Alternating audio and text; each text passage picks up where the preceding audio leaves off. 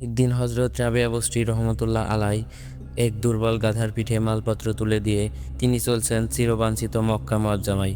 হঠাৎ রাস্তায় গাধাটি মারা গেলেন। সঙ্গের লোকেরা তার মালপত্র বয়ে নিয়ে যেতে চাইলেন, তিনি রাজি হলেন না। অজ্ঞতা তাকে ছেড়ে সবাই চলে গেলেন। তখন তিনি হাত ওঠালেন মহান আল্লাহর দরবারে আর বললেন, প্রভু গো, আপনি আপনার দাসীকে পবিত্র করার দিকে ডাক দিলেন, অথচ গাধাটিকে মেরে ফেলে তাকে এমন বিপাকে ফেললেন। কাজটি কি ঠিক হলো? আল্লাহ তার অভিমান ক্ষুদ্র হৃদয়ে প্রার্থনার বিচলিত হয়ে মৃত গাধার প্রাণ ফিরিয়ে দিলেন। তখন তার হজ যাত্রায় আর বিঘ্ন ঘটল না। মক্কা শরীফের উপকণ্ঠে নির্জনে তিনি তার প্রভুর কাছে আবেদন জানালেন। তিনি তাকে দেখতে চান। আল্লাহ তাকে খবর দিলেন, তুমি কি চাও দুনিয়া ধ্বংস হোক আর তার দায় দায়িত্ব তোমার উপরে পড়ুক? তুমি কি জানো না আমাকে দেখতে চেয়ে মুসার কি অবস্থা হয়েছিল? আমি তাকে বারবার বাধা দিয়েছিলাম, সে শোনেনি। ফলে আমার নূরের কণামাত্র প্রকাশ করায় তুর পর্বত জ্বলে উঠে শেষ হয়ে গিয়েছিল। হজরত রাবেয়া বস্রী রহমতুল্লাহ আলাই দ্বিতীয়বার যখন হজ যাত্রায় যান, তখন কাবার অদূরে আল্লাহর ধ্যানে মগ্ন হন। হঠাৎ তিনি দেখেন খোদার কাবা তাকে স্বাগতম জানানোর জন্য এগিয়ে আসছে। তখন তিনি বললেন, এ ঘর নিয়ে আমি কি করব? আমি ঘরের মালিককে চাই, কেননা ঘরের মালিক নিজেই বলেছেন, যে আমার দিকে আধ হাত এগিয়ে আসে আমি তার দিকে এক হাত এগিয়ে যাই। অতএব কেবল কাবা নিয়ে আমি খুশি হতে পারি না। ঠিক এই ঘটনার পরিপ্রেক্ষিতে অন্য একটি কাহিনী শোনা যায়, যা তাপস্বী হযরত রাবেয়া বস্রী রহমতুল্লাহ আলাই এর মর্যাদা বহুগুণ বৃদ্ধি করে। মহাসাধক হযরত ইব্রাহিম আদহাম রহমতুল্লাহ আলাই চলেছেন মক্কা শরীফে। এক পা করে যান আর দু রাকাত করে নফল নামাজ পড়েন, আর পায়ে হাঁটার বদলে হামাগুড়ি দিয়ে যেতে থাকেন। দারুণ কষ্টকর সে হজ যাত্রা। মক্কায় পৌঁছাতে তার সময় লেগে গেল 14 বছর। কিন্তু ওখানে গিয়ে দেখলেন কাবা শরীফের জায়গায় কাবা শরীফ নেই। নাকি তার চোখ খারাপ, তাই দেখতে পাচ্ছেন না? তার সংশয়, সন্দেহ, হতাশার উত্তরে একজন ফেরেশতা বললেন, না, চোখের দোষ নাই।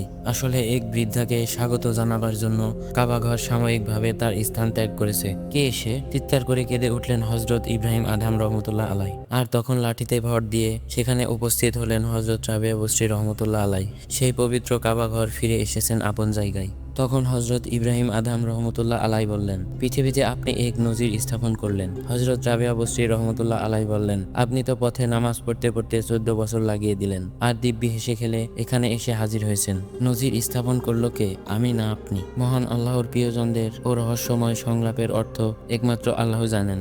আল্লাহর উদ্দেশ্যে তাপস্বী হযরত রাবেয়া বস্রী রহমতুল্লাহ আলাই এর প্রার্থনা কোনো ত্রুটি বিচ্যুতির কারণে আল্লাহ যদি তার হজ কবুল না করেন, তাহলে সেটি তার পক্ষে চরম বিপদ স্বরূপ। এ বিপদের পূর্ণ অর্জনের সৌভাগ্য যেন তার হয়। অতঃপর হজ সম্পন্ন করে তিনি বসরায় ফিরে আসেন। পরবর্তী 1 বছর গভীর সাধনায় মগ্ন থেকে আবার হজের ইচ্ছা করেন। মনে মনে ঠিক করেন, গতবার কাবা তাকে সম্মান জানিয়েছেন, এবার তিনি তাকে সম্মান জানাবেন। পরবর্তী ঘটনা বর্ণনা করেছেন হযরত ফারমাদি রহমতুল্লাহ আলাই। তিনি বলেন, একবার বসরার এক বনাঞ্চল থেকে হামাগুড়ি দিয়ে তিনি হজ যাত্রায় বেরিয়ে পড়েন, আর দীর্ঘ 7 বছর কিসরা সাধনার পরে আরাফাতের ময়দানে পৌঁছান।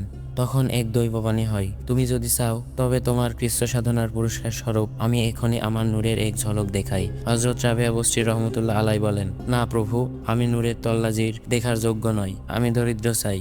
দারিদ্র আমার ক্রোধ ও দুর্ভিক্ষ স্বরূপ। আসমানি স্বর ত্বরাঙ্গায়িত হয়। অবশ্য যদি ওই প্রেমিক ও আমার মধ্যে এক চুলো ব্যবধান না থাকে, তবে সে কথা আলাদা। আল্লাহর প্রতি তার কি অবিচল আস্থা ছিল, একটি ঘটনায় বিবরণ থেকে তা স্পষ্ট হয়। একদিন 2টি দরবেশ এলেন তার সঙ্গে দেখা করতে। দুজনেই ক্ষুধার্ত, কিন্তু ঘরে মাত্র 2খানা রুটি। হযরত রাবেয়া বস্রী রহমতুল্লাহ আলাই তাই এনে দিলেন অতিথিদের সামনে। ঠিক তখনই দরজায় এক ভিক্ষুক, সেও কিছু খেতে চায়। তারপর সে হযরত রাবেয়া বস্রী রহমতুল্লাহ আলাই রুটি 2খানা তুলে এনে তাকেই দিলেন। এতে অতিথিরা অসন্তুষ্ট হলেন, কিন্তু কিছুক্ষণ পরে অন্য বাড়ির এক দাসী এক গোছা রুটি ও মাংস এনে রাবেয়া বস্রী রহমতুল্লাহ আলাইকে দিলেন। তিনি গুনে দেখলেন রুটি রয়েছে 18খানা। দাসীকে বললেন, তোমার ভুল হয়েছে, উনি অন্য কারোর জন্য রুটি পাঠিয়েছেন, আমার জন্য নয়। দাসী বললেন, না, আমার ভুল হয়নি, এগুলি আপনার জন্যই। কিন্তু হযরত রাবেয়া বস্রী রহমতুল্লাহ আলাই তা মানবেন না, রুটি ফিরিয়ে দিলেন। যে গৃহকর্ত্রী রুটি দিয়েছিলেন, তিনি দাসীর মুখে বিবরণ শুনে আরো 2খানি রুটি দিয়ে আবারও তাকে পাঠালেন। এবার রুটির সংখ্যা 20।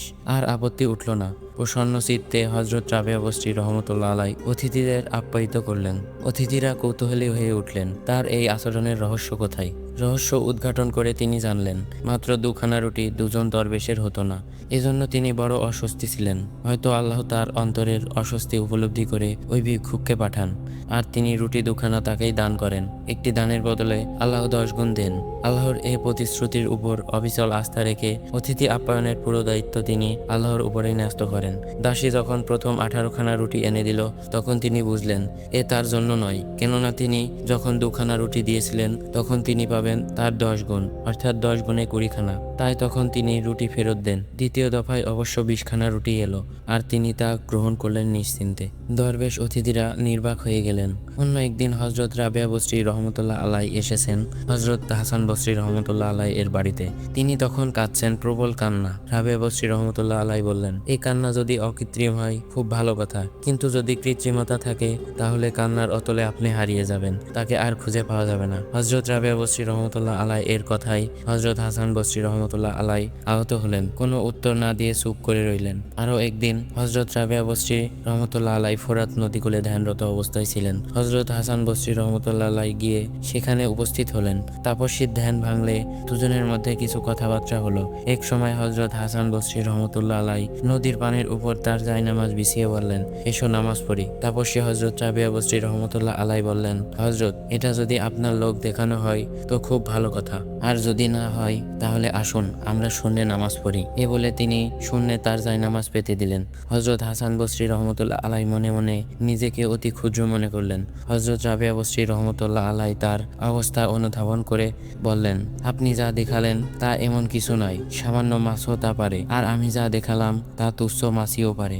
আসল কাজ কিন্তু এর অনেক উপরে।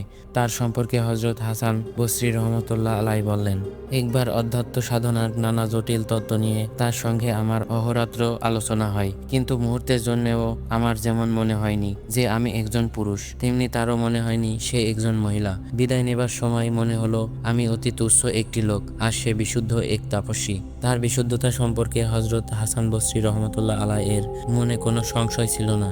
এক রাত্রে তিনি একদল অনুগামী সহ হজরত রাবেয়া বসরি রহমতুল্লাহ আলাই এর বাসভবনে যান। তার বাড়িতে আলোর ব্যবস্থা ছিল না, কিন্তু হজরত রাবেয়া বসরি রহমতুল্লাহ আলাই জানতেন হজরত হাসান বসরি রহমতুল্লাহ আলাই এর আলোর দরকার।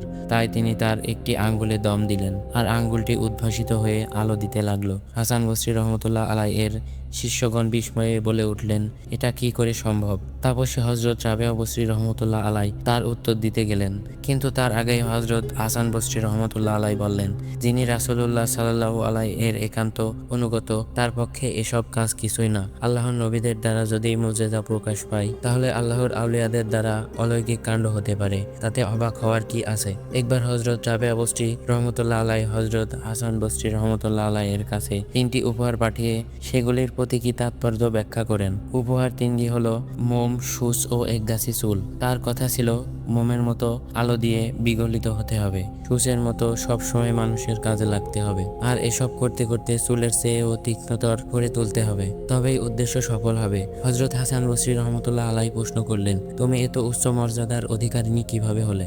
হজরত রাবেয়া বসরি রহমতুল্লাহ আলাই উত্তর দিলেন, সবকিছু আল্লাহতে সমর্পণ করে দিয়ে তাকে জানলে ও চিনলে কি করে? হজরত রাবেয়া বসরি রহমতুল্লাহ আলাই বললেন, আপনি তাকে চিনেছেন যুক্তি তর্কের মাধ্যমে, কিন্তু আমি তার সন্ধান পেয়েছি বিনা বাক্য ব্যয়ে। তখন হজরত হাসান বসরি রহমতুল্লাহ আলাই তার কাছে মারেফাতের শিক্ষা সম্পর্কে জানতে চাইলেন। তিনি বললেন, কয়েকটি টুপি সেলাই করে আমি বিক্রি করি, আর 2টি মুদ্রা পাই।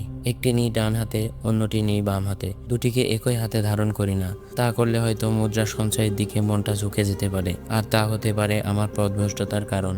এভাবে আমি আমার প্রবৃত্তির উপর জয়ী হয়েছি। অর্থাৎ তিনি সরাসরি আল্লাহর কাছ থেকে মারফাতের শিক্ষা লাভ করেন, কোনো মানুষের মাধ্যমে নয়।